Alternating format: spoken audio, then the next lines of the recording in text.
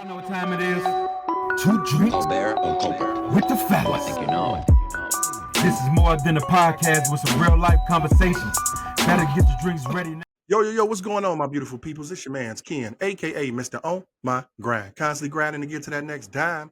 Like always, I got my partner in crime, and he is. Man, what's happening, everybody? It's your boy B.Mase. We about to get into that. You already know, baby. Now, this episode is a big one for 2 Drinks with the Fellas.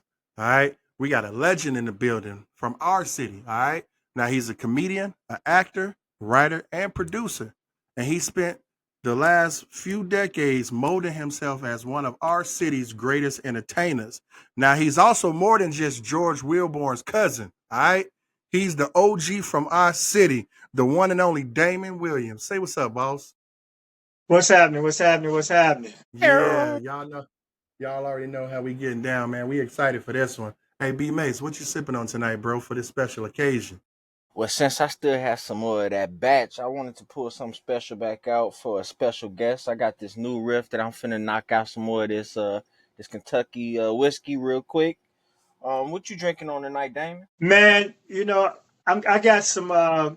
It's called Dolce Vita. All right, it's a flavored tequila, and that's my shot. Whenever I'm gonna take a quick little shot, especially when I'm out in the festive mode, that's what it is. You got to check it out. It's 70% alcohol by volume, and it kicks, but it's got pineapple and jalapeno flavored.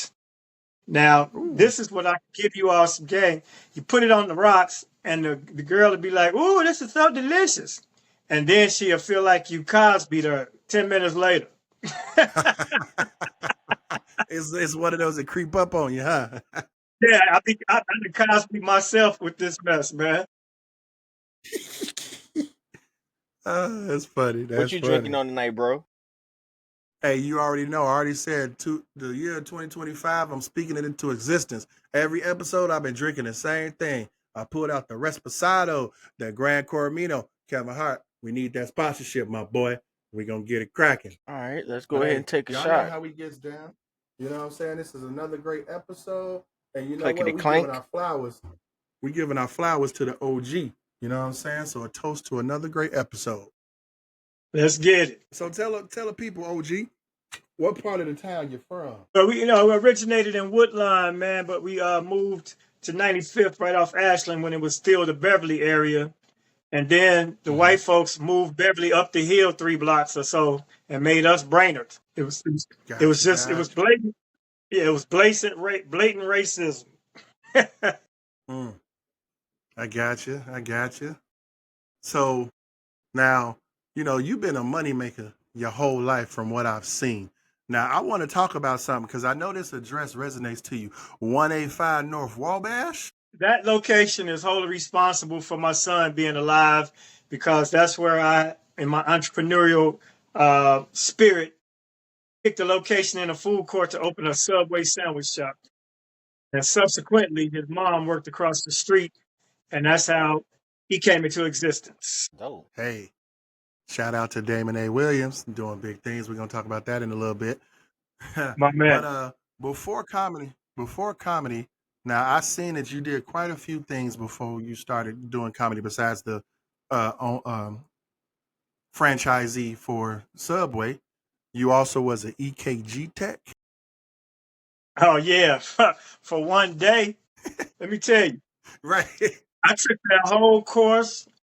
I aced my classes because, I had dropped out of high school at one point. Then I went back and got my diploma. And once I was in the scholastic mode, I kept going and I found, this place called Medical Careers Institute.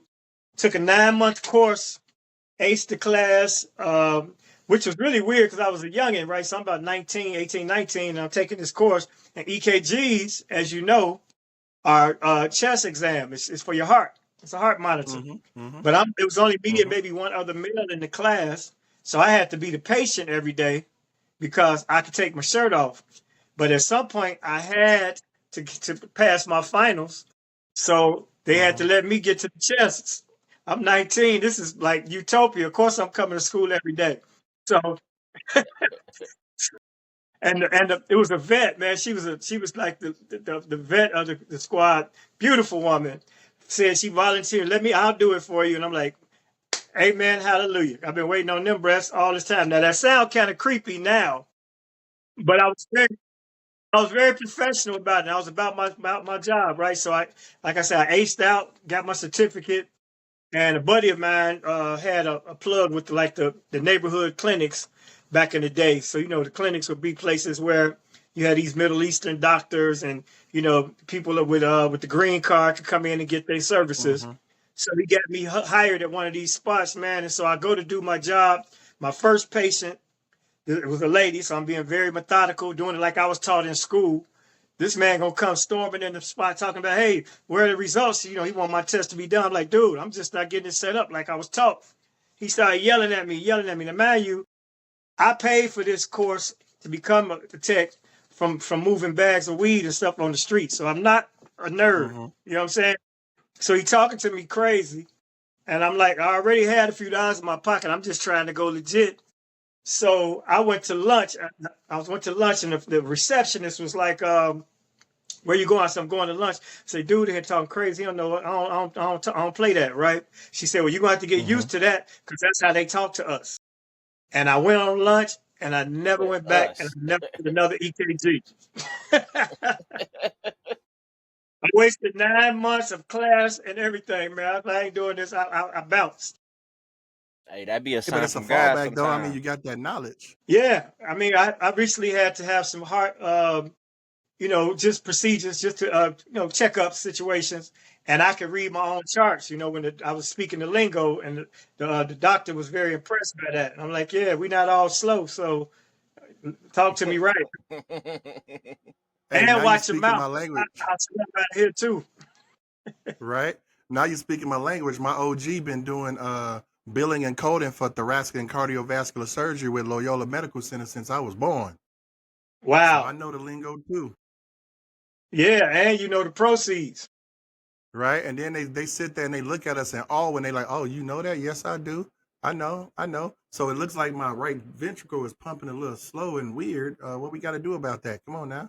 And exactly, I got a little atrial fibrillation going, Right, a there little you go. See myocardial the AFib. infarction. The AFib. They don't know nothing when we start speaking the lingo. Now what other like various jobs you did before you got into comedy? So I really only had one real job, and that was at City Mm-hmm. Hall in the purchasing department.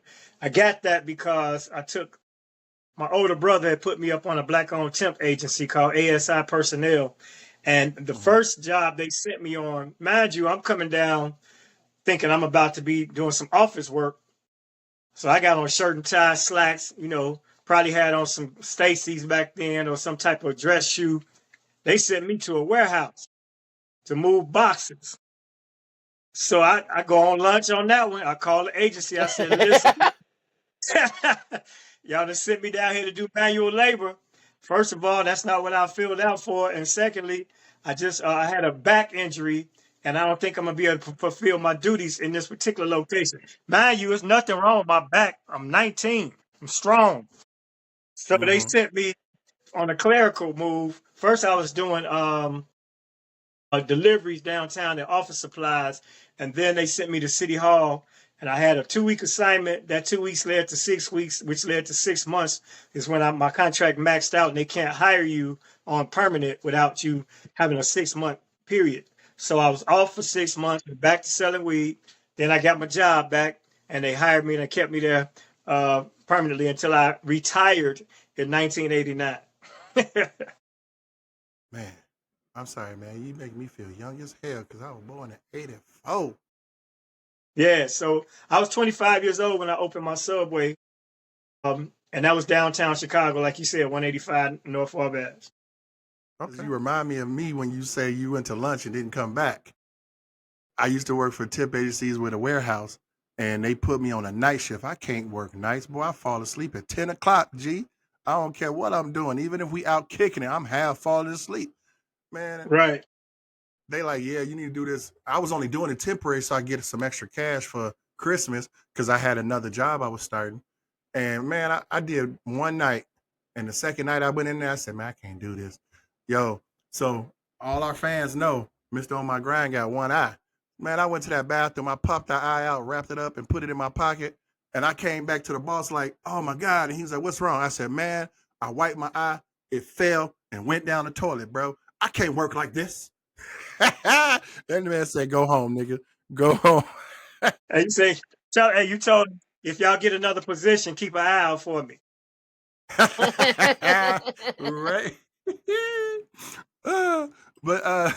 So tell the folks, how long exactly have you been doing comedy? I started, my first open mic was November 1992. So this month past just made 33 years. Congratulations. Congratulations. Real OG in the game.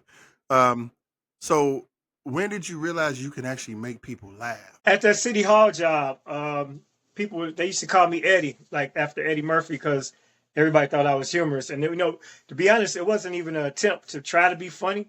It was just my observations had people laughing. And so I said, okay, that's cool. I appreciate that, because Eddie Murphy was that dude. Of course, Eddie was everything to us as young blacks. When he first did his first special, Delirious, then he broke out with Raw. Then we saw him in the movies at 48 Hours. And, you have to realize I'm only 4 years younger than Eddie Murphy. So it was like seeing myself making those strides he had made between him, and the way he was so brazen and the way he talked stuff about white people. And, once he, like he said on his documentary, that scene in 48 Hours when Reggie Hammond was the new sheriff in town and he had all them rednecks in check. That was the first time it had ever been really seen on screen that a black man had taken over authority of the film. Now, mind you, he was initially booked as a sidekick to Nick Nolte. Nick was supposed to be the hero of the movie, but Eddie was, his game was so swag that he took over the movies. That whole thing influenced a whole generation of black men. So we was all little Eddie Murphy types. I remember one time I was talking to this girl and I said something. I thought I was trying to be funny. She said, oh, no, not another Eddie Murphy type. And once she said that, then I started to be cognizant of the fact that I'm still got to be me and not be around here impersonating this dude. But they used to call me Eddie. Yep. So I knew I had humor. Gotcha. Now, what inspired you to just take that dive? Def Comedy Jam, man. Once we saw Def Jam, and there were people in Chicago, from Chicago, who was walking the streets of Chicago that made it to HBO telling jokes, I felt it was attainable. So I had an opportunity, though, because I heard some guys talking about All Jokes Aside in the open mic. And Adele Givens had already done Def Jam, and they was referring to her. They said, the girl with the big lips from HBO, she hosts the open mic up there, blah, blah, blah, blah, blah. I'm ear hustling. So I was like, man, let me check this joint out. So I went someplace else and tried to stand up there first. And then that night, I met George Wilborn, who was the house MC of All Jokes Aside. Subsequently, also, first time meeting him, he's also my cousin. So my pops had always told me he had a nephew that was doing stand-up, and it just so happened that he was in there that night. And so he walked me through the door and got me on the list, and, I never left. Divine intervention. Amen. Because it was a tricky process to get on that list. You had to sign up there and take numbers. If your number didn't get picked, then you had to come back next week. Yeah, and there was a brother, James Hanna. He was like the gatekeeper of the list, and he didn't make no exception to this, that, and the other. So I remember after George walked me in the first week, I went back the next couple of weeks and didn't even get on. James was like, hey, you got to pick a number like everybody else, and blah, blah, blah, blah, blah. So it was crazy. But I kept going, man, and then I eventually replaced Adele when she left that night, that Wednesday night at All Jokes. The owner appointed me the host, and we revamped it and made it Apollo night. So it was all types of open mic, for poets, comics, hip hop, R&B, dancers, whatever. We used to say sword swallowers, jugglers, whatever you came in there with, you could do. So that's why Jay Ivy and Malik Youssef both did their first mics there. A lot of people like, plenty of comics. I could go on and on. Godfrey brought Corey Holcomb there for the first time. That's his first mic. Marlon Mitchell and Leon Rogers and D. Ray Davis. They all came through that little train right there. Yeah. Gotcha. Def Comedy Jam is definitely a good platform. Y'all know, I was a kid in the 90s, and my favorite program was Comic View. Yes, and sir. You, sir, You stole the stage every time you got up there, and I want to thank you for bringing the funny when you came on Comic View. I'm from Chicago, and Chicago is R. Kelly territory. You know what I'm saying? We got R. Kelly fans here, blah, South definitely. But did y'all notice the majority of R. Kelly's songs is about sex? But he never say nothing about using no condom. See, if he ain't careful, we gonna catch something. Then he gonna be singing some different songs. First I had a smile, now I wear a frown. Every time I pee, I make the ooh, ah.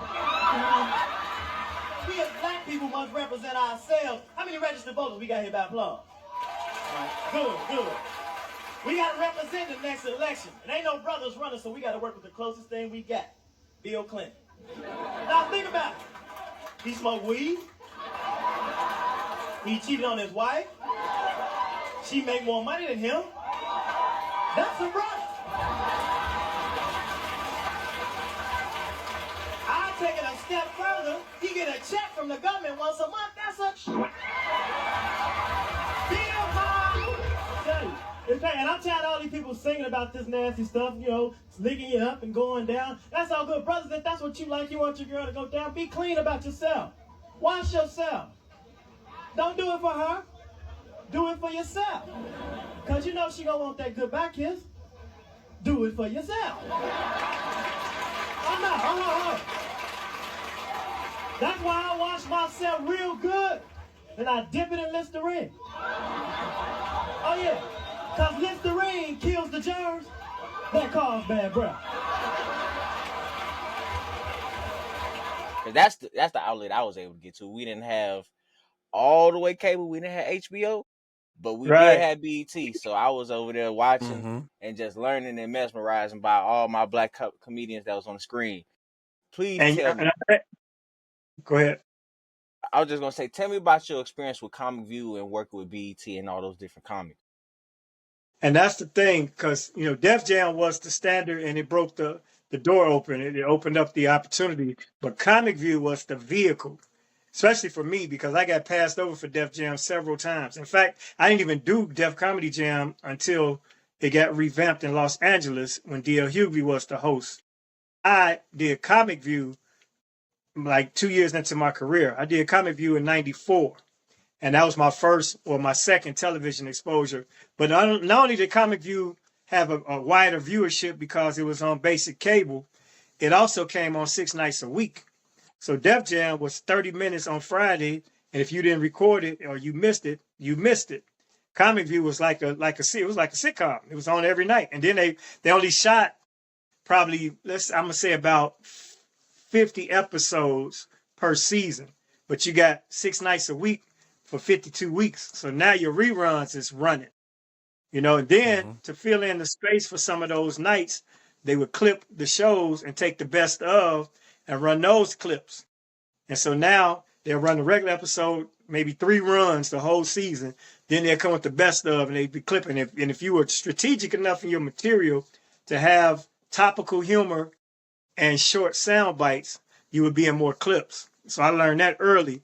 You know, so if they had a talk, you know, back then we'd be talking about Bill Clinton and Monica Lewinsky or, you know, the Rodney King video or the OJ case. If you had a quick hit on that, you're going to be in that rotation. So I mastered that. And I went back every year. People were like, man, you already did Comic View. Why you keep doing it? Because I had already won.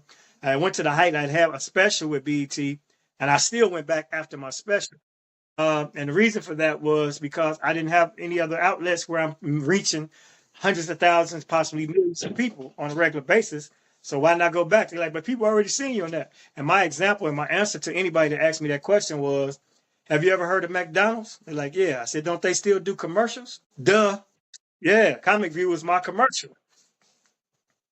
And it was beneficial because Comic View was a show that college students watched. So homecomings, you know, the Black Student Union would bring up the comedians. We were like superstars to them. We'd be on every homecoming, every, you know, alumni week. We'd be there for the orientation. We'd be there Black History Month, you know, and those colleges paid decent salary compared to jumping around from city to city doing the black nights at these comedy clubs, these white-owned comedy clubs that would only give us a Wednesday or a chocolate Sunday or a funky Thursday. colleges, you get salaries, and I learned that. So I started putting shows together at the colleges, because what I found out, and this may still be true for any artists out there, is if you are appealing to a university, universities have an annual budget. And if they don't extinguish their budget with their activities for that year, their budget gets reduced the following year by the amount of money they didn't use.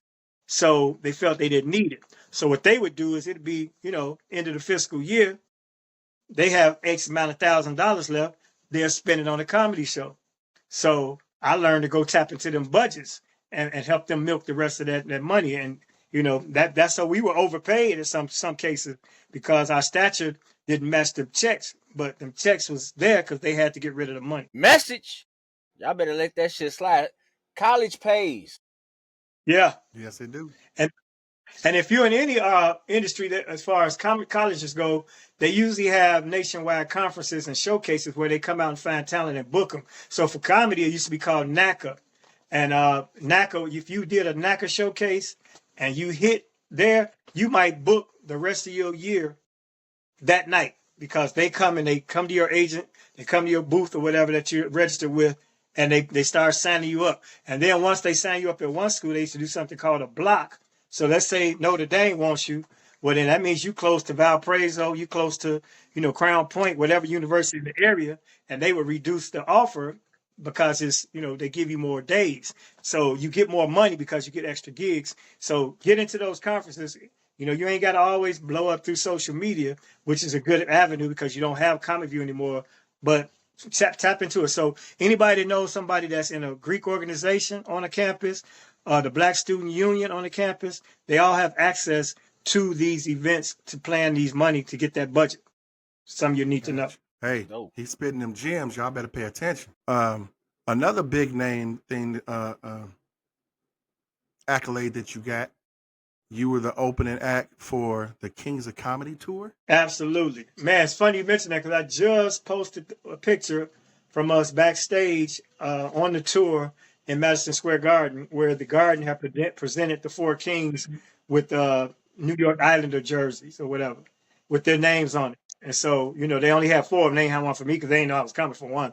But I'm right there with them, you know what I'm saying? Helping them hold up the jerseys. And it's all of us, me and all the four kings. That's one of the maybe 3 or 4 pictures like that exist of all of us, all assembled, and I'm with them. And so that was a big honor. And it was awesome. It was an eye-opening experience. It gave me the first of all, the confidence and the inspiration to continue, because I had been to the mountaintop. I seen her where the Hawks played in Atlanta. That was the mecca of Black people. We did 4 shows in Atlanta. Matter of fact, Usher came backstage, and he was a youngin' and asked to take a picture with me. That's dope. Yeah. We got to pull that out the archives and throw that up. I would love to see it too, because Usher's first time ever in Chicago, I was the host because he came to what became E2, but it might have still been the Click at the time. And his mother, he and his mother came, and we were upstairs where the tragedy happened, actually, and he performed. He was a little dude, man. It was crazy. And I looked up, and he was gone. So that's why he was like already familiar with my work. So by the time we rolled around to the 99, 2000, he knew who I was. He came backstage. We got a pic, and I haven't seen him since. But I'm sure when we collide, it's gonna be all love. For sure. Now let me ask you real quick: which one of the kings is your favorite? Bernie. Of course. Bernie was my big brother. Bernie was like, it was me and him against the Kings as far as on that road, because we Chicago. Chicago. So yes, sir. I started the show. He closed the show. We the beginning. We the Alpha and Omega on that show. So I got great relationships with all of them. Right now, I'm on D.L. Hughley's show every Wednesday, and that was just based on the conversation we had when we were backstage on that tour, which was the Straight Jokes No Chaser tour. It was me, him, like I said, Quake. They were the staples. Sometimes Mike F, sometimes Lunell, Bruce, DC Curry. So we backstage one day in his green room, just sipping and talking. And he said, "Man, you know, I know you was on Tom Joyner. Are you doing any radio now?" I was like, "No, as a matter of fact, I'm not on a national stage. I do Sam Silk's show in Cleveland." He said, "Well, do you want to do anything with radio?" I said, "Yeah, I got this feature I do with Sam. It's called That's What I Think." He said, "All right," this was like December 2023. He said, "All right." you start in January. So now every Wednesday, boom, I'm on that show. That's because he's my buddy. You can catch my thoughts all over the country. The DL Hughley Show. And we're back. Now it's time for That's What I Think with comedian Damon Williams. Same ball head, now the suit fit different. From the airwaves to the stage, you rapping. Southside dawn of the grown and funny. Put your favorite comic on, now we gone with the money. It's Damon Williams, y'all.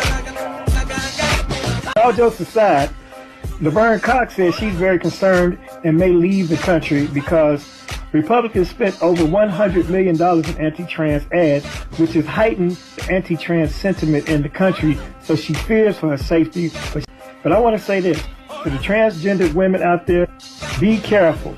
You might want to take some self-defense classes. If it comes down to protecting yourself and defending yourself, you might have to dig deep down inside and remember that there's a whole dude inside you somewhere. So I know that you want to identify with your identity, but you better man up. If a man run up, you're going to have to knuck if you buck. If you Caitlyn, you're going to have to let that Bruce loose. When it's time to fight, you can't let that Steve leave. When it comes time to protect yourself, you got to be stand the man. Now, it might not be right. It might not be true, but that's what I think. It's Damon Williams, y'all. Thank you, Damon. We're going to talk to you again next week. Coming. In fact, his road manager was the one who introduced me to the promoter that put me on that tour. That's a brother named Alvin Morris. And then, Sid and he's St. Louis. He been coming. I knew Sid's family. I've met both his parents, gone to his charitable, outings back when he was still living in St. Louis. And so, and he was dating someone here. So he was frequently at my Wednesday night show once I took over. So me and Sid go way back. Sid took us out on a tour right after the Kings, where he presented, other comedians. So I got a great relationship with all of them. But as far as the jam and the bond and the guy that I was looking up to and the guy who I wanted to impress, that was Bernie. I'm glad that Bernie was there with you, cause yes, sir. Having that bond on tour with somebody in the same city as you, it can't get no better than that, and especially a tour that big. Especially Bernie, because we all wanted Bernie's approval. If Bernie had a Tuesday night show, he used to host Monday at the Cotton Club, but that was a variety show. Then he had his own little thing that he was like a paid rehearsal on Tuesday with him and his band, the Mac Man, and my man Reggie T. McCants and company. Phil Seed, want to shout him out as well. He had the horn section from the Ohio Players, and they would get down every Tuesday. But he would have special guests. Anybody that was in town, like Phyllis Hyman would pop up. Or one day I'm filling in for Bernie, and Shaq came in there with his crew and was, just sitting in the front row, taking up all the space with his big ass. Bernie was the standard out of Chicago because he was the first one to pop like that. And so you wanted Bernie's, Bernie's stamp. And so, man, to be able to have that type of access, me and him, we'd be in the same cars together, on the same flights together, because when I first started, like I said, they didn't expect to have a consistent person. So they weren't getting me a limo or nothing like that. So I just had to jump in with whoever was going. But 9 times out of 10, it'd either be Bernie's car or Sid's car. One time I'm going to give you another good Steve Harvey story, because, people hate on Steve. And Steve is this type of dude. If he know you and he fool with you, you won't have a better ally or a better friend. If he don't know you, he don't give a shit about you, then, it is what it is, and that's just how that go. Or he ain't got time to be worried about that. But I tell you what, we on tour, and like I said, I'm riding with everybody. But when we got to Dallas, I'll never forget, we staying at the Four Seasons. And the Four Seasons has a golf course on the premises. They all golf. So they all brought their clubs on this particular trip because the golf course is right there. Because normally they wouldn't even have time to go golfing, but by it being right there, they brought their clubs. So that meant I couldn't fit in somebody else's car. So I call a cab. I got to get there. I got to get to the airport. Steve Harvey saw me jumping in the cab. He didn't send anybody. He got out his limo. He walked over. He paid the cab driver for coming out of his pocket. He went in the trunk and got my suitcase and rolled it over to his limo and put it in the trunk and said, "Man, you ain't riding no cab today. You've been doing your thing on this tour. Come and ride with me." Then he made a joke when we got in. He said, "Now, if that other dude that was opening for us, I'd have let his ass stay in the cab." Because I'm going to tell you, Steve was in Chicago at the time prior to that because he was on GCI. So, and he used to do All Jokes Aside a lot. So we had already had the chance to bond a little bit. Like I said, all jokes aside, was very pivotal to my career because all of the greats came there, and those to become greats came there. So I had a limited access to them because I would go to all the shows. So one particular time, my birthday is January 9th. George Wilborn, January 8th. Deion Cole, January 9th. Tony Schofield, January 23rd. So I'm doing a birthday show, and it just happened to fall on a Wednesday. That was my birthday. So the day before was R. Kelly's birthday. It was also the 8th. So I'm doing my show. George is coming. I put George on the show because we celebrating our birthday. We Capricorns. Steve Harvey heard about the fact that George, and he and George were real tight, that George was celebrating his birthday, all jokes aside, with me. He announced on GCI, man, them boys celebrating their birthday tonight, and I'm coming. And Cedric, the entertainer, was in town at the station with him. So now, my regular old Wednesday night, which was only $5 to get in, got me, George, Tony, Deion, Sid, Steve Harvey, announced on GCI when GCI was the station. And it was $5. It was so bananas. It was so bananas that R. Kelly couldn't get in because he had Black too Friday many people. deal right there. Yeah, it was. That's a deal.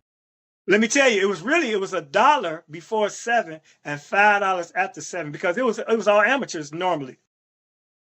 So people would get there before 7 to try to get in for $1, and then all of a sudden you Man. see all these heavy hitters come walking in, boy. Yep, and then it became That's legendary. camcorder days right back then. You had a whole camcorder up in that bitch.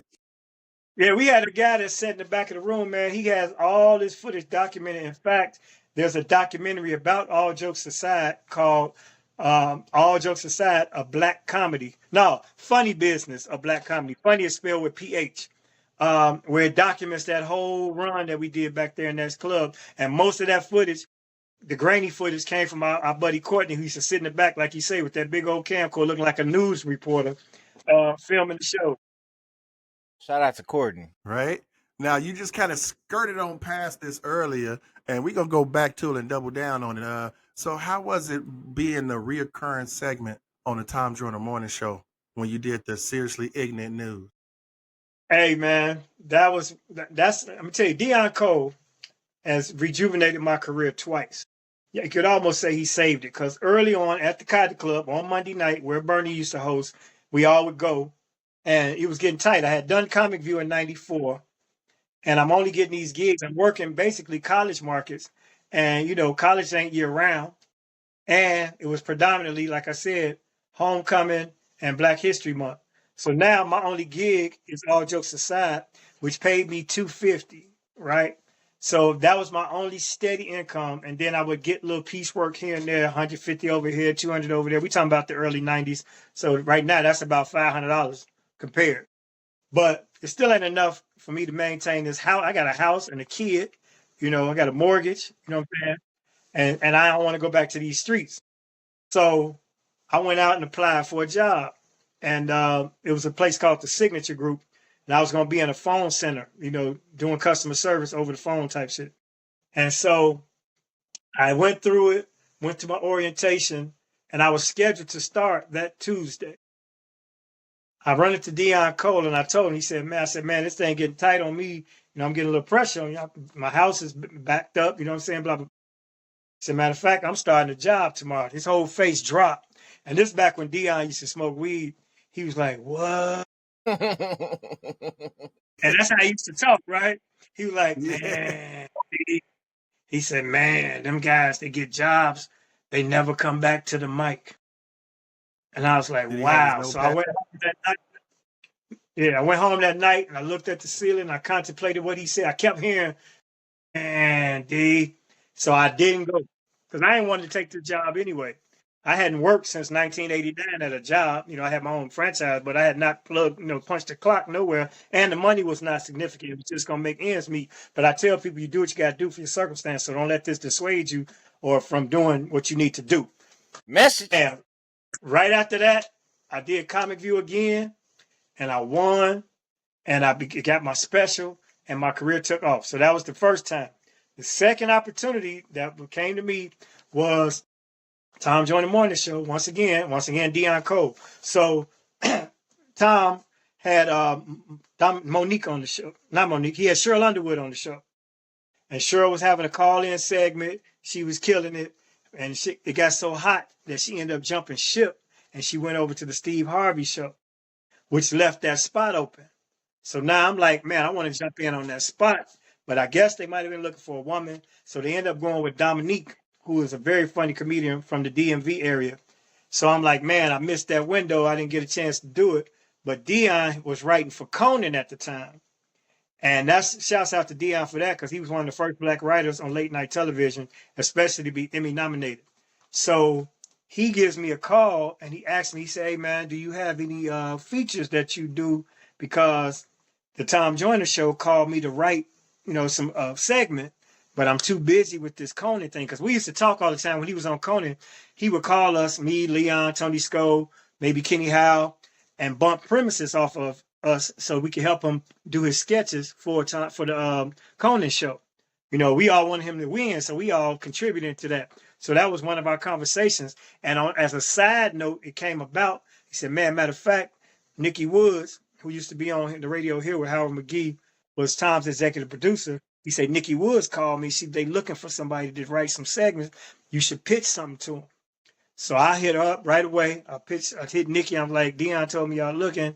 I got an idea to do obscure news stories that don't usually get reported on the news. I'll scour the internet and find, offbeat stories.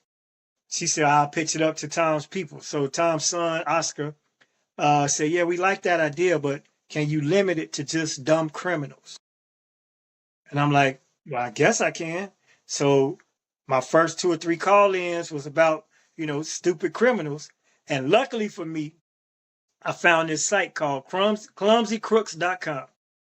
And they would just document all the stupid criminal stories. So I just had to sit there and do them in my own voice. At first, I was doing them like a news report. And I call in, Tom, in other news, a man was arrested for carrying marijuana in his vehicle. He said, I was doing it like that. So they was like, it's funny. Tom loved it. But they said the affiliates were not feeling it. Because, we own 99 markets. We was all over the country. So Tom, they said, just do it as you. And once they did that, I came up with the hook, since it was called Seriously Ignorant News. And Tom would say, he would read the headline. A man in Florida, robs a bank, but puts the stick-up note on the back of his own utility. Seriously, Damon? And I'd be like, seriously, Tom. And I would have a seriously. I'd be like, as serious as a half-price lap dance from a one-leg stripper. Seriously Ignorant News correspondent Damon Williams reports on a boy who drives better than he lies. Seriously, Damon? Seriously, Tom. As serious as 2 lovers swapping slurps. You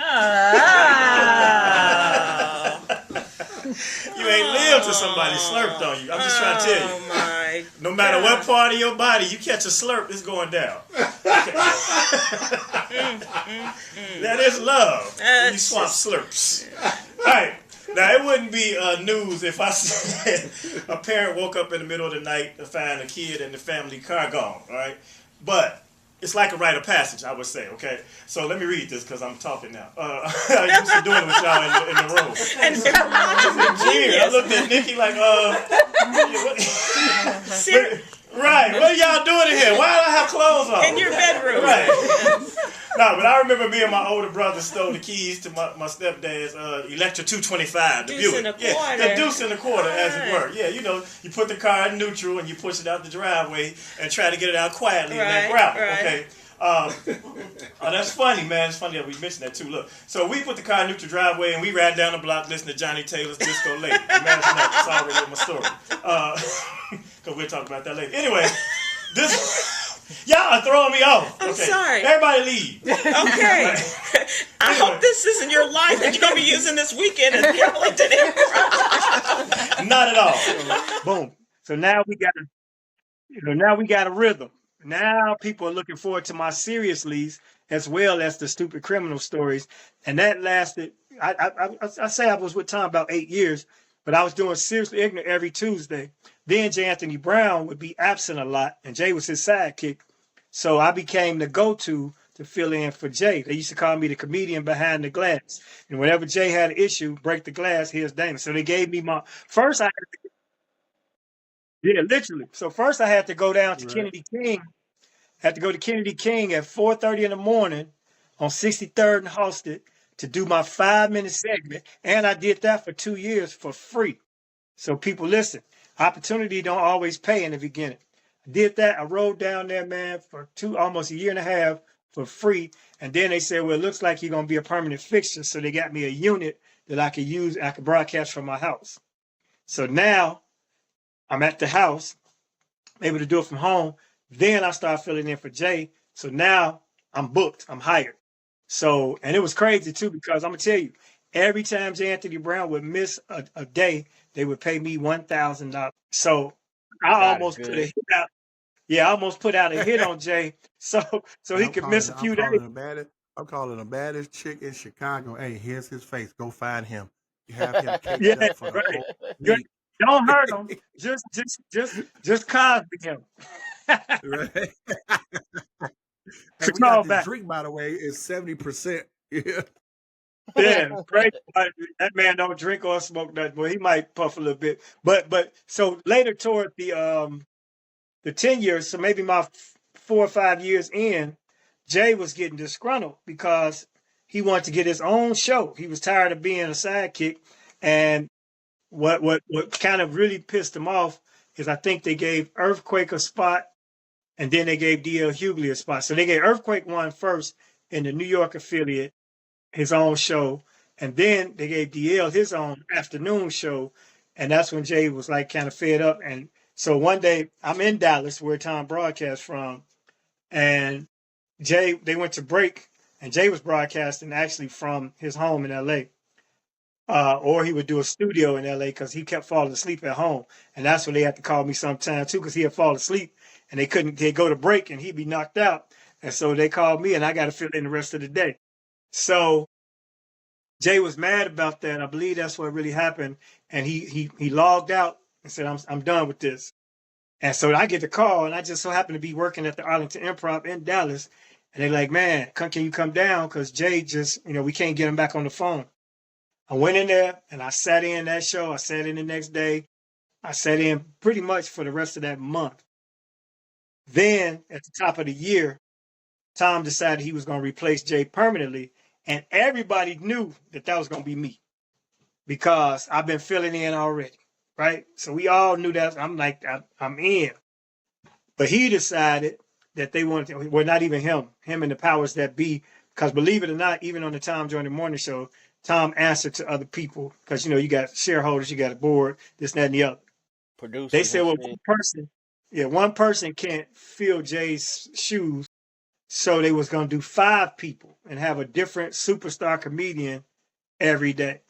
So now we waiting to hear this lineup. So I'm like, okay, I ain't got the permanent job, but I know I got one of these days. I at least should get my Tuesday because I'm already on Tuesday with my Seriously Ignorant News. So it turned out that they ended up going with Bill Bellamy, Arsenio,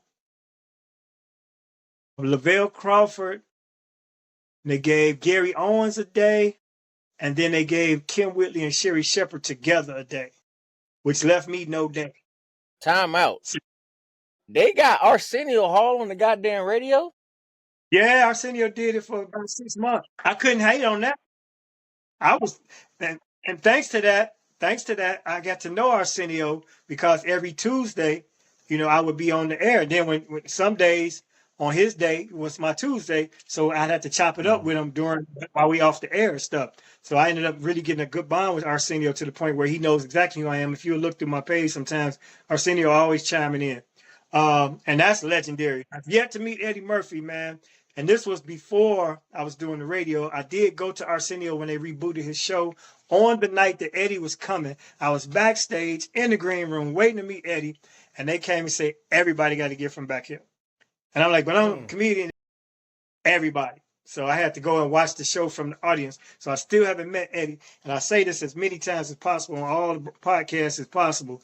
That is my goal. 2026, I'm trying to meet Eddie Murphy just to chop it up one time, man. Let him know how that man changed my life. Between him and Def Comedy Jam, they saved my life because I was in the streets and I probably would have went back if this comedy thing didn't take over.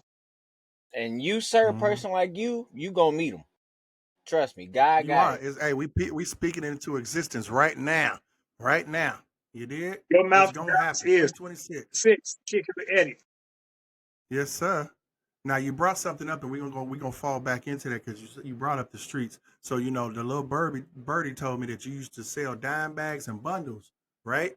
And and I heard that you cheddar bobbed yourself. Yeah, man, I did the what was the football player? Yeah. Plexico. Anyway, yeah, Plexico exactly. I Burr. did the Plexico. Yeah. Um, funny story, which is documented. You know, like you said, I was selling a little weed and other items, and I went to serve a little situation, and one of my OGs was like, if you ever serve, have your thing on, you have it cocked already, in case somebody try to rob you, had it ups. Value, I got a revolver, and nobody should ever carry that good. It wasn't even an automatic. He had the dirty Harry on him. He had a dirty Harry. Fucking revolver. Yeah, I had the 32 special, and it was crazy because it would probably shoot out of the 6 shots. It might skip a chain. It was like pat pat pat. It was like the little gun Arsenio had in Harlem Nights. Stop shooting that shit.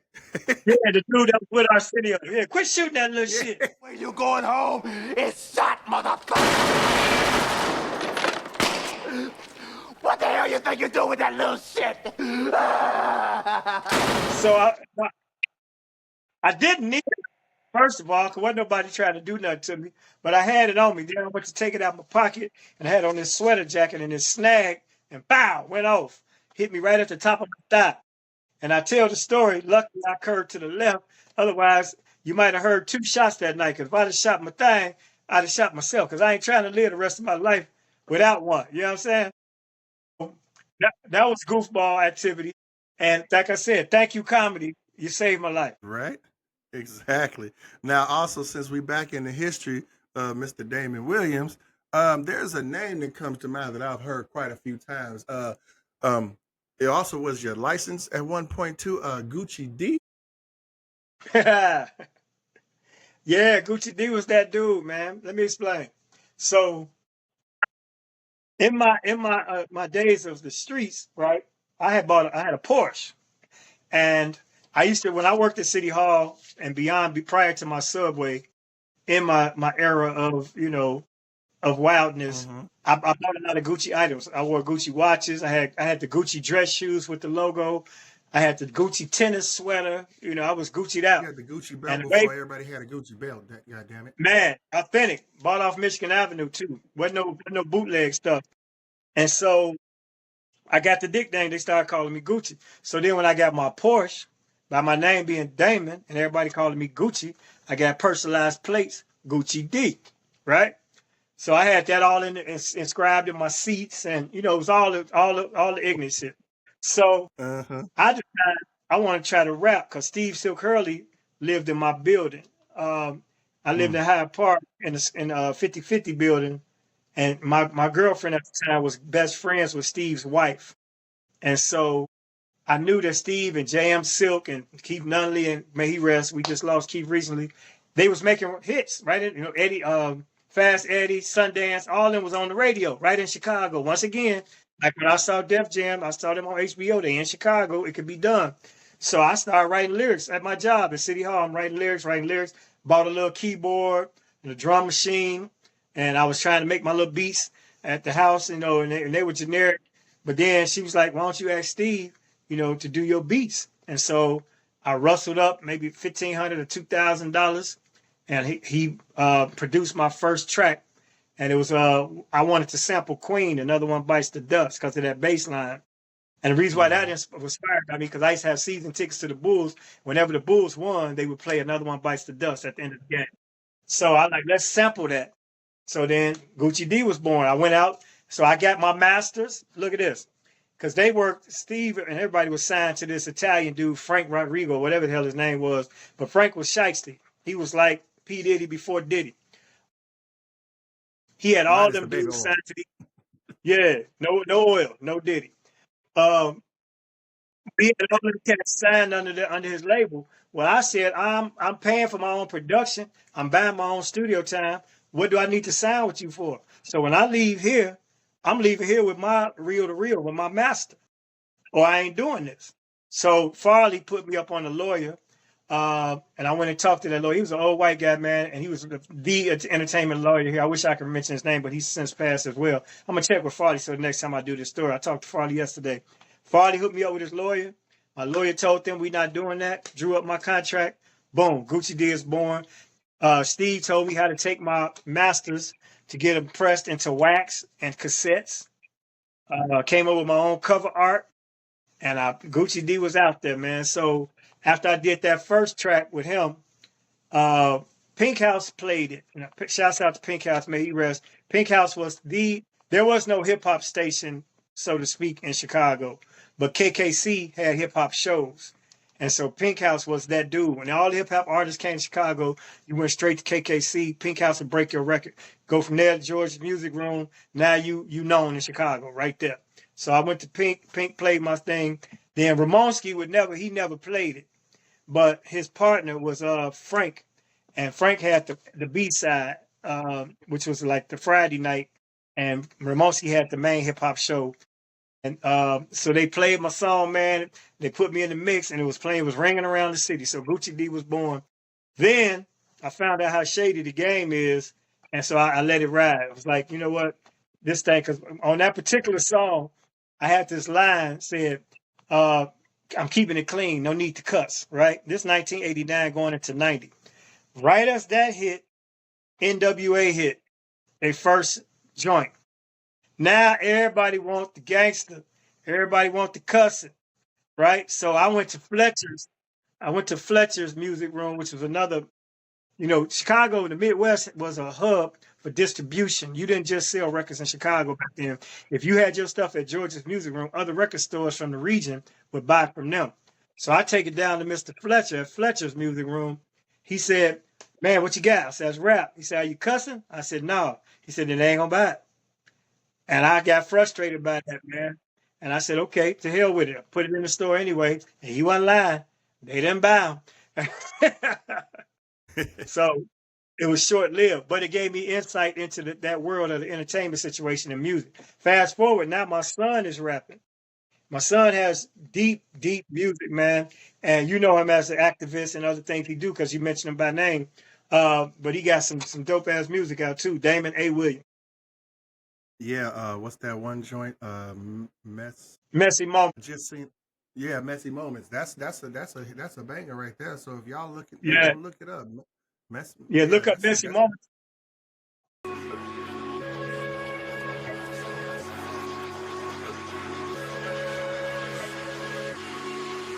Let's go further, let's go deeper. Now we are each other's keeper. If we speed up, can you keep up? Reaching depths we never seen before. I don't want to stay clean no more. I just want to keep you close. Life is dirty, don't you worry. Messy moments mean the most. Remember when I seen a ghost interrupt the speech and toast. Lost my manners, nothing matters when you hooked and need a dose. I know the game, I know the ropes. Read the book and took some notes. Lust and trust is not enough. Also, his track, Build It Up, made it to the airwaves. They were running it in rotation on Soul 106 here in Chicago. And shouts out to Jay Allen and my girl band, Barbara. They actually put it in rotation. So he got mute. That's a house joint. Messy Moments is more like on some do or die, that slow tempo move. But yeah, look it up. It's on all the platforms. Shout out to Damon A. Yes, sir. Yeah, because your son's doing some big things. Oh yeah, he is currently right now. They got a documentary that's with his media company, Risk Spare Media. They have it's called 1 Million Experiments, where they documented like-minded people in different communities doing social activism and community building and work across the country, and they got it all documented. So they went from city to city and had panels and consortiums to be in unison. And anytime somebody that's in the movement comes to Chicago, they go to their podcast, which is called Ergo Radio. Ergo is for artists and activists in the social space, and they have over 300 episodes on that podcast. So I'm super proud of him and all he's achieved. He and his sister, who really got him in the game with when Mike Brown took out in Ferguson. that's what opened up their activism. They've been in the movement ever since. Hey, Damon, hey, keep a lookout because Two Drinks with the Fellas gonna come holler at you because in 2026 I'm gonna be doing local heroes episodes, and we definitely getting you on, brother. Amen to that. And when I tell you, if he has a topic that he gets a grasp of, it's gonna be a read. And anybody looking, bring your thesaurus with you because he gonna drop some vocab on you too. Right. he got Enlighten that the mind vocab. on your eyes. Yeah, I had him. We made a pact early on. He was about 12 or 13. I said, I don't care what you want to pursue in life. I always taught him to think outside the box. I always taught him not to be in the matrix because there's always a acceptable way to do things that society and the structure and, is not built for us. They're not programming you that school, not telling you this. Look for the angle because there's always one. But also, I need you to bring me that degree. Once you do that, whatever you're trying to do, I'm backing you 100%. But I just need you to get that degree. Fortunately, he did that at a liberal arts school in Iowa, Grinnell College, which he went there to play ball. But that's when they had a kooky ass coach. The coach didn't believe in shooting twos or layups, only all threes. Now the league is that, but back then they didn't even play defense because they said 3 beats 2. So it's a white kid from that school. If you look up Grinnell College, he scored about 132 points in one game because that was their philosophy. But my son was like, he wasn't with it. So, but he met his, it was like a professor there, a sister, who I believe taught, urban studies or history or some, whatever she did, she opened his third eye. And after I felt how influential she was on him, of course I had to pull him to the side and say, did you hit it? What else that woman teach you, young man? High fives. It was nothing like that. But he was in college, he was of age, but I'm like, man, she transformed his whole outlook. So, and he also met his business partner there, Daniel Kissinger, who is a brilliant young kid. Well, they're not kids no more. They're both in their 30s now. And their synergy, they co-host the podcast. It's called Air Go Radio, like Air Chicago, but the go is, you get it. And they create this media where they teach podcasting and social activism and all that. So I'm glad I got a chance to plug that right now because it's very inspirational, man. And our youth, and I mean from teens on up to our age, can learn something from those situations that they have on these podcasts. In fact, when Angela Davis came to town, she went straight to Ergo to discuss what she was in town for. That's dope. That's what's up. That's what's up. Now I got one here. How does it feel to be able to say that you transitioned from the streets to the stage and be successful for 30 plus years? Man, that's my greatest thing because I never wanted to glorify street life. I never amplified it when I was doing it. I worked at City Hall. I had a job the whole time because I knew, I had to be on some square stuff. I had a shirt and tie job every day, Monday through Friday, basically, as a front. But I always felt like I was better than just that. Anybody can hustle. A lot of them gonna get caught because they're not smart, but you can still do it. You know what I mean? But to be able to say, especially the people that know me from that time, as an inspiration to those guys that one of us made it from that to this, that says a lot. It inspires other people to find legitimate avenues because the mentality of a hustler can be applied to any industry. Because once you learn the nuts and bolts of managing money, managing personnel, because I had workers, you got to have legal sense. You got to have, a sense of financial literacy so that you know to save and supply and demand. All these things are applicable skills that you can apply to something legit. So when I got into this game, first thing I did was went from being a worker to a boss because the first time I ever got paid for doing stand-up, at all jokes aside, I didn't ask or negotiate my pay. I was just excited because I got the opportunity to go from Wednesday night to a weekend because somebody missed a flight or had a car accident or something, and I just happened to be there because I was always there. So the owner was like, hey, when you do tonight, if you do well enough, I'll let you finish out the weekend. So now I'm excited. We already established I got some bread. So I'm buying tickets. So I want everybody to see me. So I bought 10, 12 tickets a show. Back then, tickets might have been $12 or $15, but it still add up. I'm buying 10 tickets a show, just giving them to people because I want them to see me on the weekend. I forgot who I opened for, but it was a headliner. So now here comes Sunday. I'm going to get my pay. The man handed me an envelope with a check in it. I take a peek at the check, did 5 shows. He gave me $125 a show. I done spent $125 a show on people. Yeah. So I said, okay, I'm looking at these shows. It's 300 people in here. That's 1,500 people on the weekend at $12 a head. And I made $25. So I got paid for 2 people out of 300. Well, I don't need to be on the mic. I need to be the dude that's collecting the other $298, 298 people. So I became his competition. I went and found a place, the Quality Inn Hotel down on Halsted with brother Ricky Hendon, who was a state senator, but he also had a sketch comedy thing. And so we started doing our own shows there. Once I became the competition, that's when he hired me to take over the Wednesday night. You see what I'm saying? But I learned that you got to learn this business before you learn the show. For me, it's business show. It ain't show business. So I started hosting and promoting my own rooms all over the city. At one point, I had All Jokes on Wednesday, had a place called Reggie's on Tuesday. I had the TNT Comedy Hook, which was a mainstream white club, Thursday through Sunday. So 6 nights a week, I had my own shows. So now I'm learning to collect the door revenue, not just the artist revenue.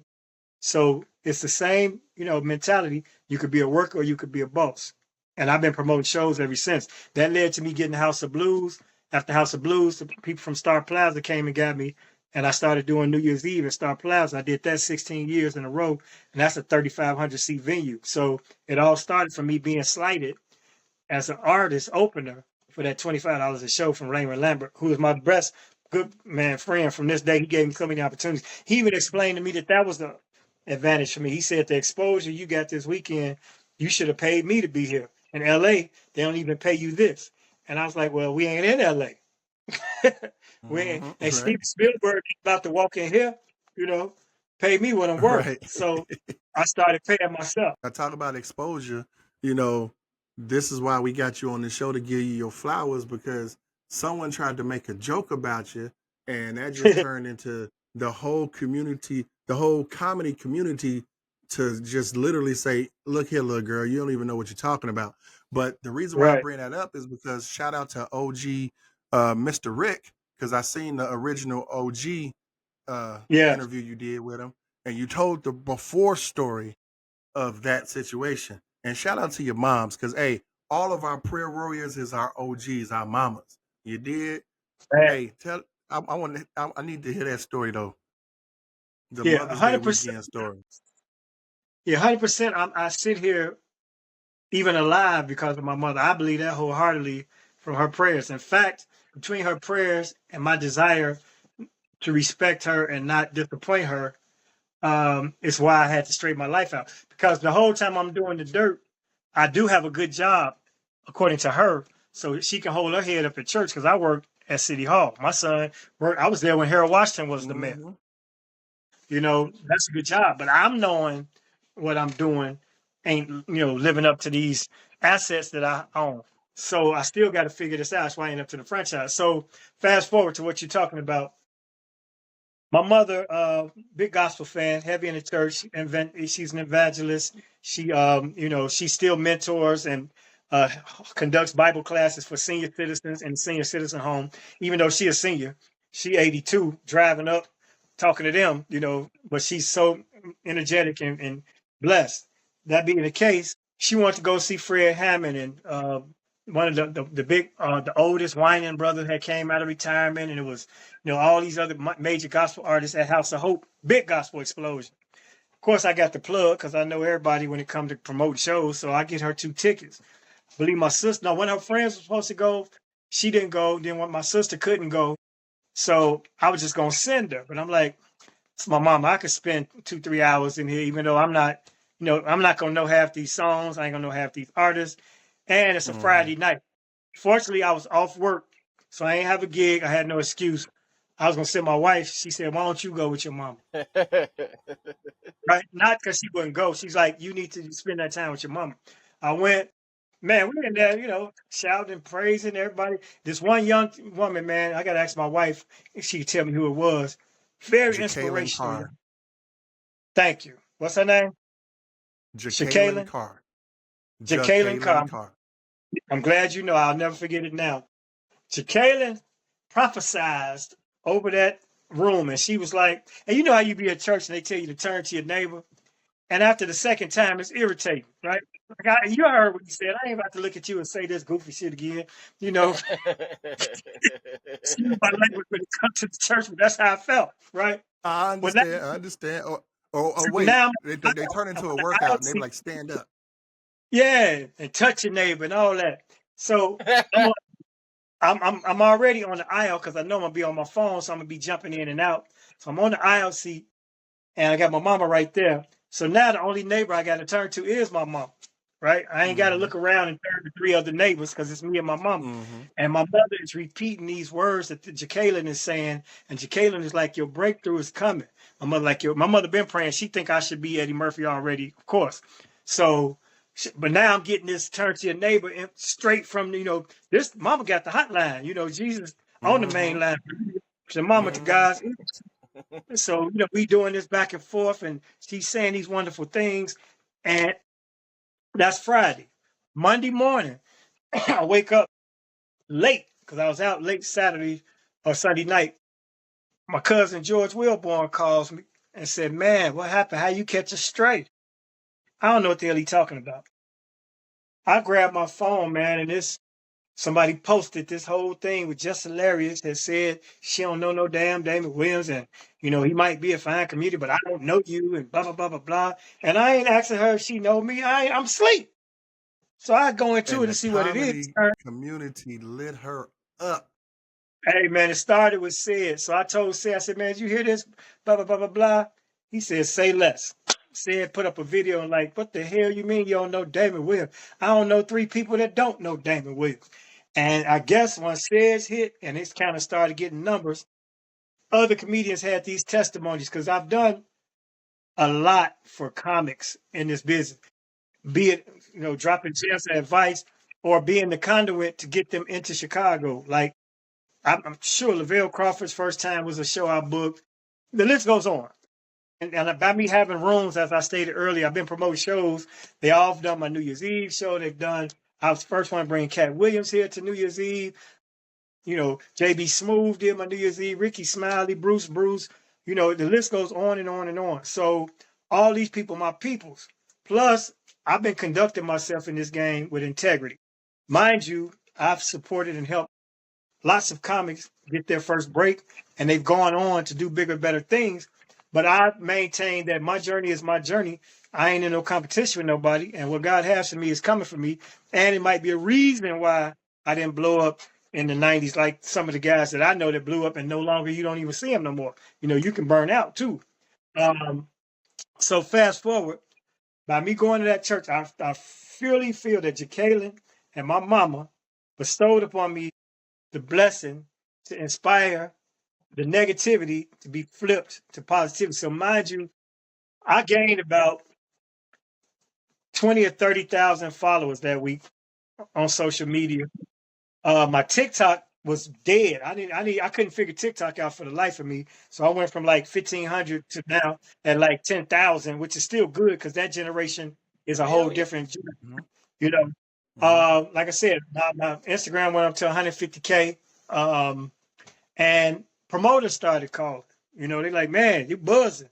I'm getting all type of people calling. It was a whirlwind. Now, the funny thing about that, this lasted for about a week, man. Like every day, because then it became a trend. I started trending. So I got to go down to, to WGN News and CBS News because they're hearing about it, right? Back from here. Friend of the morning show, Damon Williams is here. And that's it. What the heck happened there? This has gone viral, she's right? Young. She's young. I've been doing comedy 32 years. She's 32 years old. So, I have a problem with her not knowing. It's just the way she said it. Like I'm, mud on the ground. Yeah. Even though. And so other comedians noticing that if you put I know Damon Williams or my name in a hashtag, that it's gonna get the views. So now comics I don't even know got these stories like, yeah, I remember OG from blah blah blah blah blah. You know, so now it's propagating, man. It's going crazy. So the thing about going viral though, as fast as it hits, it's the same amount of time that it stops. So you can't get caught up in the moments and get too lofty and being some type of way with people thinking, all right, I'm on now, because you could be off the next day. So I've been even keeled the whole time. But thank you, Jess Hilarious. As I've said many times, and when people ask me, you didn't mean to do it, but you did. Here's the thing about her though. She's young, first of all. She's 34. I've been doing comedy 33 years. So first of all, I didn't feel no type of way about her saying she didn't know me because in all honesty, even though we had worked on the show at New Year's Eve, prior to her seeing me get down that night, she had to inquire to D-Ray whose show it was, which we going back to Airy Crown, which is where this all started. On New Year's Eve, I'll be there with D-Ray and T.I. and Cam Patterson, who is now on Saturday Night Live. It's a bunch. Rip Michaels, who's from here. It's a bunch of Lunell. It's a big show, New Year's Eve. So this is fast forward a year later. Hey, Cam is from Chicago? Who? Cam. I don't know where Cam is from, man. I wasn't even familiar with his work. No disrespect to that young man. So he's got his fame from the Kill Tony podcast. And I don't follow that podcast, but he's one of the killers of Kill Tony. And so he ripped that so hard. So I looked up a couple of his bits. Funny dude, real dude. He gonna be a beast. He already a beast. He made Saturday Night Live. That's beast mode. So shouts out to him. But y'all gonna see a different dude. That Saturday Night Live stuff holds you back. This dude is funny. So New Year's Eve, shouts out. She had said that, she asked D-Red, she saw me and said, who is OG, man? He cold, blah, blah, blah, blah, blah. So mind you, she didn't grow up watching me like you did. So I didn't take offense to her not knowing me, right? Because I knew for a fact that we met formally that night. We took numbers, we took pictures, we exchanged phone numbers and all that. But it was just January. So this happened in March, April or May, so it's this year, you know what I'm saying? And you saw what I did. Plus, you were reading that statement. That was a prepared bit that fell flat because she looking at her bullet point. First of all, they said it was Mike Epps' club. I get that Mike ain't there. Second of all, they said Damon Williams had just been there. I get that it's Damon Williams. So that's, I get it. I've been making fun of my name being close to his all this time. If she'd have left it there, I wouldn't even responded to it. I'd have just been happy to hear my name mentioned on the thing. But then she said, and I don't know no damn Damon Williams. Uh-oh. Yeah. So all I did, I got online and said, yeah, but I could have jumped up and said, who the hell does she think she a little, these New Jacks need to respect their OG. But nope, all I did was I made a reel. I posted the 3 or 4 pictures we took that night, us hugging, her bonding with my wife. We exchanged phone numbers. And I just put up a caption that said, just amnesia. I left it alone. When I tell you the culture saw that, I put it up with her saying, I don't know no damn Damon Williams, picture. I don't know no damn Damon Williams, picture. I don't know no damn Damon Williams. Swear to God, I don't know no damn Damon Williams. Swear to God, I don't know no damn Damon Williams. Swear to God, I don't know no damn Damon Williams. Sorry, sir, you might be a fine comedian, but I don't know you. Now I slam it when I'm done and make Man, so that evening, I got a call from Red Grant, Zoo Man, and Mark Curry. They were all on a tour bus. Shit. You done brought some old ass comics, bruh. They out with Cat Williams on. They called me from the tour bus and recorded themselves saying, we know Damon Williams, blah, blah, blah, blah, blah. So once they did that and said did that, it was off to the races. Then you got people that, not just artists, but fans who all had, memorable things like yourself. I remember that brother from Comic View here, OG. He came to Homecoming in 2001. He was there I went to his show and I proposed to my girl, and now we got twins and they grown. So it was all of these wonderful stories. It's the closest thing that a person can get alive without passing, right? So in the event of my demise, which is inevitable for us all, even if I'm 150, because I don't speak death on my life, I have already seen who loves me and how. You know what I mean? It was like getting a chance to stage a funeral and see who Yeah. showed up. Yeah, so that was a big thing. Hey. Plus, it was another bump for me for my profile. It got me back out in the stratosphere as far as people mentioning my name. Hey, you God know is what? good. Two Drinks with the Fellas, you're a part of the family now, bro. Real talk, OG. You know what I'm saying? We got an OG. We got an OG a part of the crew now. It's on and popping now, boy. But hey, Yes. I got one final question for you though. Now this is we digging into the mind of Mr. Damon Williams. So tell the folks, tell us something that you like to do in your downtime that most people don't know that you do. Well, everybody know I do it because I got her with me all the time. I like to break my wife off. What you mean? No, anyway. You gotta know that. You gotta know that. No, I'm big on water sports, man. Anything associated with water. So I'm a boater, first of all. But when I go to the gym, I swim laps more so than hit the iron. You know what I mean? So I'm real into Wait a minute, niggas don't swim. Hold on, wait, pause, wait, niggas don't swim. No. Let him finish. Let him finish. 'Cause I got something to follow up. Yeah, because, and I'm gonna tell you, luckily that I acquired that skill because we do a comedy festival in Martha's Vineyard, and we have to rent a house like Airbnb style because there's not that many hotels, so all the comedians stay in a house. The house we rented one particular year had a canoe with it, so we had access to this little lake out back, a little pond, and nobody was using it. But I love the water, I love boating, so I went out on the canoe by myself. Right, I got my headphones on, blah blah blah. Yeah, I'm trying to take a little picture, right? So first I'm in the canoe, and just let this be a message to anybody if your black asses happen to decide to get in the canoe. Canoes have three slats, like 2x4 across them. Those are not seats. Do not sit on those. Because I was in the canoe, I'm chilling. I say, I want to take this picture. So I want the water in the picture. So I sat up on the slat, and the boy flipped over. So now the canoe is taking out the water, and I am in the lake. So first I'm holding on to the side of this canoe. And I'm concerned about the canoe because it go with the house, and my man had to put a big ass deposit down. If something happened to this canoe, he gonna pay for it. So there's a rope on the canoe. I'm trying to swim the canoe back, but this thing heavy and it's taking on water. So I'm like, stuck that canoe. Let me get my ass back to shore, right? So now these houses are out in the woods. We out in the woods. I had already taken my shirt off and put it on my head because I ain't had no hat on like your head cover right now. I had put my t-shirt on like that. So now I'm shirtless and shoeless because my flip-flops fell in the water. And now I got to go through these white folks' backyards in these woods. So I'm practically running through there barefoot and shirtless, looking like a runaway slave, trying to get back. But the only exactly in the Friday the 13th house. And if I couldn't swim, I would have drowned that day. So water is my thing that people might not know. I swim, I jet ski, I boat, I water ski when it's available, and I snorkel. That's dope. That's dope. So, hey, fun fact about what you just did, B.Mase. That sound that you made, did you know? Did you know that sound? Did you know that that's not the sound? Did you know that it says run, run, run, run, kill, kill, kill, kill? I did not know that. I'm a horror fan. Yeah.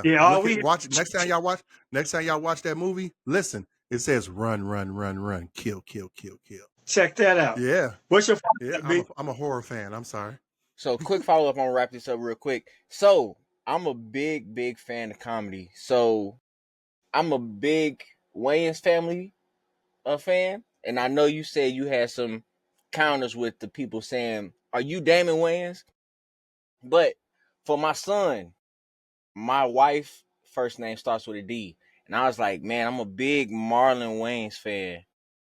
I'm gonna name my son Damon because I want him to grow up to be as funny as somebody like Damon. You are funny as fuck. Your name is Damon. You swim. Yes. My son is on the swim team. How about that? Dude, I'm looking at some positive turns coming in the future. Yes, sir. Absolutely. Is he left-handed? I think he's right-handed, but he is very artistic. He can draw his ass off. Yeah, I'm glad you said artistic. Uh, I think no disrespect to anybody that's the other artistic, but yeah, that's awesome, man. And like you say, the Wayans. I mean, the Wayans have been very beneficial to me in a sense too, because first of all, they were back in early in my career. There were some unscrupulous promoters that would kind of mumble the last name. Yeah, and Damon Williams gonna be there. You know, like who? You know, and then there are people that mistakenly think they heard Wayans, just like Justin Larris. They probably said Damon Williams. 100%. I know they did because he ain't doing stand up no more. She wanted to hear Wayans, right? But also, so let me get we gonna close out on this too. So Damon and I, we actually clashed early on because he came to Chicago. He was the headliner of the Miller Comedy Search. They always had a headliner hosted for the finals, but he had to go in on V103 and do an interview. So while he on V103, people calling in, and one person called in and said, "Man, I remember you back at All Jokes Aside and blah blah blah blah blah." And he's like, "That's not me. That's Damon Williams." And then he said on Chicago radio, he's an imposter and he's not funny. Man, when I tell you, I burnt rubber to the Park West Theater to go down there and meet that dude. And I'm like, I'm not impersonating you. That's my name. And it shouldn't even be my last name because my dad, my biological father is Wilborn, like George Wilborn, my cousin. My stepdad, who I thought was my daddy, is Williams. But I respect him because he raised me so I can change it when I got in the game. Because George is like, first thing you need to do is change that name. I'm like, nah, man, that man raised me. So that being the case, so we had that conversation. So I stepped to him, right? You know, it wasn't no confrontation, but it was a conversation. Fast forward, I selected to do a show on Comedy Central called Premium Blend. Guess who hosted my episode? Damon Wayans. So now we squash it, right? Because now he got to respect me. I'm on Comedy Central with him right now. Boom, we squash it. Fast forward beyond that, John Witherspoon, who is Pops, Bang Bang Bang, Pops Witherspoon, on the Wayans. He and I were on a cruise that I still do this cruise called Festival C. It's an all-black cruise, dope as hell, family-oriented, great stars and entertainers on there. Look it up. It sells out, SELL, a year in advance. So if you want to go for 2027, you got to get booked right when we come back in 2026. It's amazing. Black families, amazing. Pops on the cruise, we sitting chopping it up. He said, "Man, we coming to Chicago with the show. We're going to film an episode at Jerry Springer." I was like, "Word?" He said, "Yeah." He said, "Word, if you want to." I remember you was in the crowd. Yeah. Girl is nothing but trash.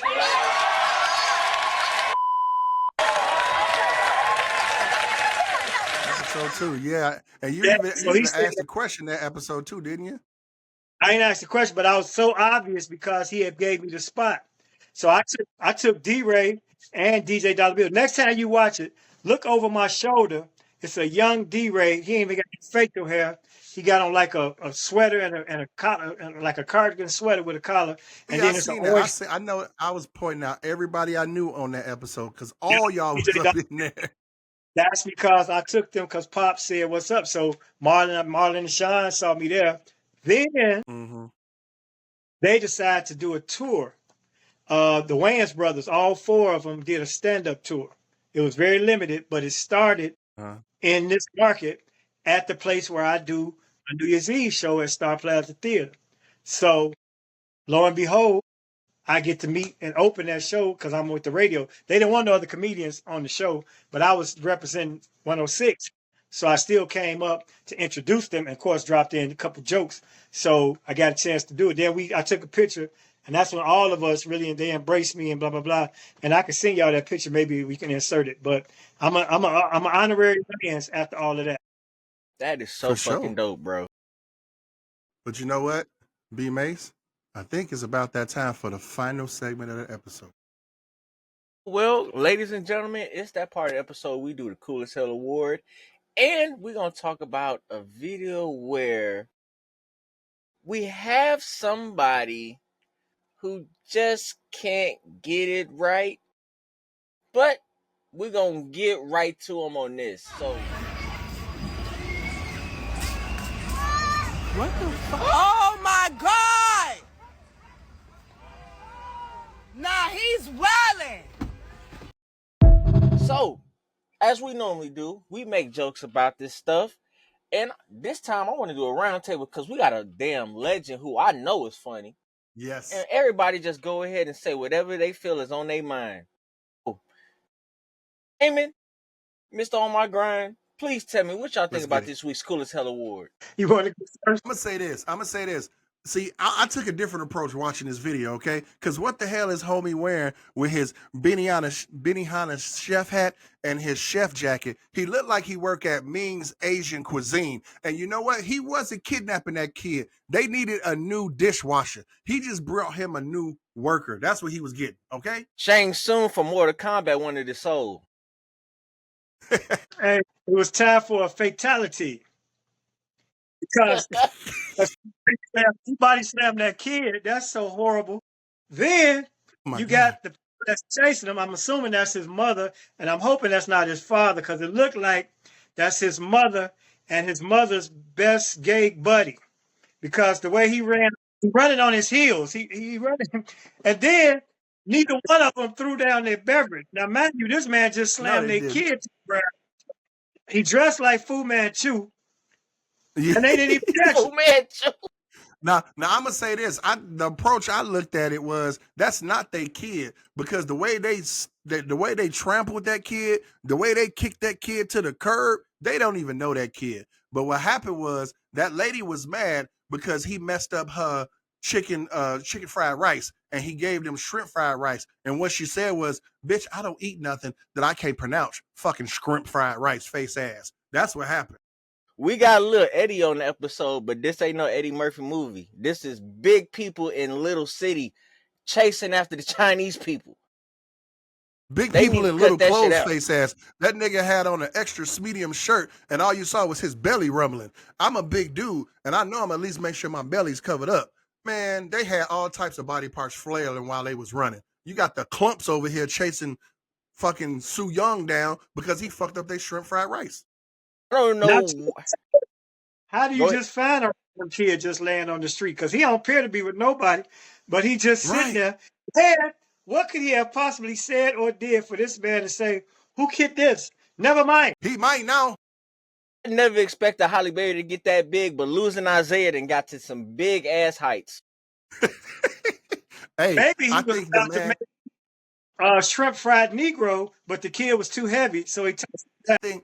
I think he got scared because he didn't want ICE to come deport him. So he said, "Hey, I got me a black kid. We good." Hey, let's put some prayers up for the young boy because he got thrown down like he was Johnny Knox. Sorry to your back. And the NYPD ain't shit because they didn't budge. They all sitting right there. They sitting right there. They sitting right there, and they seen a whole fucking kidnapping and a fucking assault on the kid, and nobody did shit. But not your problem, damn it. hey, them niggas sitting in them niggas. Hey, NYPD is sitting in the vans eating some fucking chopped cheese. Ridiculous. Hell no, Phil. No. I would have to say, now looking at this shit, the way he threw him down, I can tell you that kid was expired. Because if the rumors are true, McDonald's is that nigga's job. Man, these I don't even motherfuckers know, is man. That cooking shit fresh kids. Please. I'm just mad at the big boy running. Hey, man, he was running on his heels. He was running on his heels. Shit, you mad at him running. The kid is mad at him getting kneed in the head while they running past him. Yeah, they kicked the shit out that little kid, didn't they? Look at the scalp. That can't be their kid. Hey, that can't be their little kid because that's child abuse right there. Somebody need to call DCFS on them too. Shit, child services. Right. Hey, so I get a Cool as Hell award. He even said it like the Asian dude. He was like, "Poor kid." Funny as the most. Hell no. It's like, now you put down. Left that motherfucker unattended. But I want to tell all y'all, if y'all don't got no reservations at Benihana's, I'm gonna tell this jerk to come on down and get this award because you fucking deserve it. No, that nigga work at Ming's Asian cuisine. A fusion in the bitch. Right. Hey, but that's how we get down. Mr. Williams, tell the folks where they can find you at. Right here on this podcast. Check it out. I'm gonna be on here every week. No. All my Damon Williams Comedy. So it's at Damon Williams Comedy on everything except for Twitter, which is at Damon Williams. And I ain't really on there a lot, but you can go and peek at it. I'm even on Threads. You ain't on there because Twitter's the new Pornhub. Shit. Sorry. Well, then there's that. If he's anything like our head coach for the Bears, he gonna do just fine. It's on and popping. I'm about to go eat some turkey tips and lay down. I got a flight in the morning. All right, boss. Take it easy. Thank you for Appreciate you, Damon. This was a real great pleasure for you. All good. I look forward to the highlight clips. All right, bro. What you got, bro? Man, I just want to shout out to the Chicago Bears for doing their damn thing, not giving a fuck what the media thinks or the outside world thinks. Also, shout out to my young blood, D. Patrick, who also works with Damon, who does work and who was on our last episode. Shout out to him. He had a show, VT Bar. Young blood, I will be out there to watch y'all. I will be out there next time. Shout out to you. Thank you for keeping us in the loop. And shout out to everybody who watched the podcast, supporting, liking, sharing, telling your friends about us. Go ahead and keep watching. And we're going to go ahead and close it out. It's on you, bro. You already know how we getting down. Don't forget to like, comment, share, and subscribe, and hit that notification bell to know when our show will arrive, baby. Yes, sir. Again, shout out to D. Patrick because speak your truth.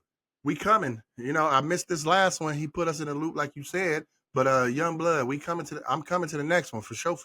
You dig? And hey, man, love and respect to the OG Damon Williams. Man, this has been another great episode. Y'all know how the fuck we getting down. We out this bitch. You know what time it is? 2 drinks with the fellas. I think you know it. This is more than a podcast with some real life conversations. Better get your drinks ready now.